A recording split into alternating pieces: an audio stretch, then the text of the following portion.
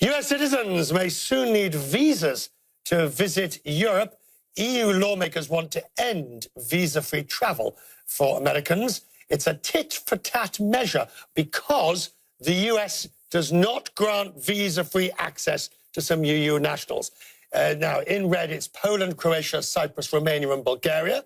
Citizens of these countries are currently excluded from the visa waiver programme.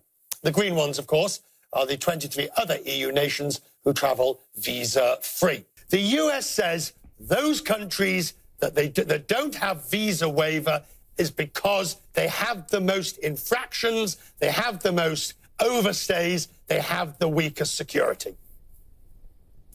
This has been going on, Richard, for a long time, and it's just a question of fairness. All of the other countries who've been saying this, Canada, Australia, Japan, all of them no longer say it. Canada will be ending this action against even Romania and Bulgaria in December. And, you know, for months they've not wanted to do this and they're ending it now. Only the United States is doing this.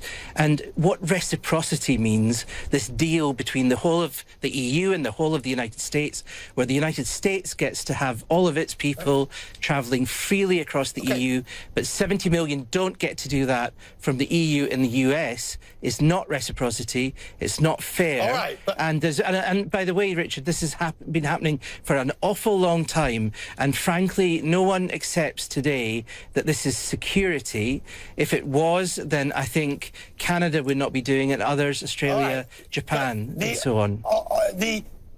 Your problem is no matter what the Parliament with its non-binding vote had, the Commission's not going to follow you. The Commission's not going to do anything about it, which not only doesn't solve your problem, but actually weakens your position that clearly the Commission didn't think it was worth following up on. You've got a point. The Commission has, and we've hauled the Commission in front of our committee, and I respect the Commissioner who's in charge of this, but the position the Commission take, you're absolutely right, Richard. They're taking a position which clearly is taken because of pressure from the United States. There's no question of that. And it is understandable pressure, which is that it is a big deal to even suspend temporarily visa-free travel from the United States to the EU. It has economic, business consequences, and nobody wants to see that.